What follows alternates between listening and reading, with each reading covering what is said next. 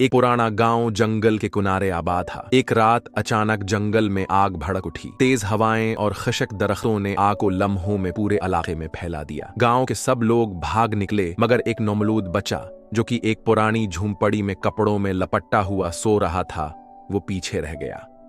काला पप्पी, जो गांव के बच्चों का दोस्त था, आग के शूलों और धुएं के बीच झूंपड़ी की तरफ भागा।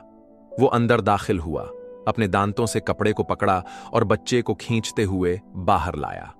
धुआं इतना शदीद था कि पप्पी की आंखें सरख हो गईं, लेकिन उसने हार न मानी।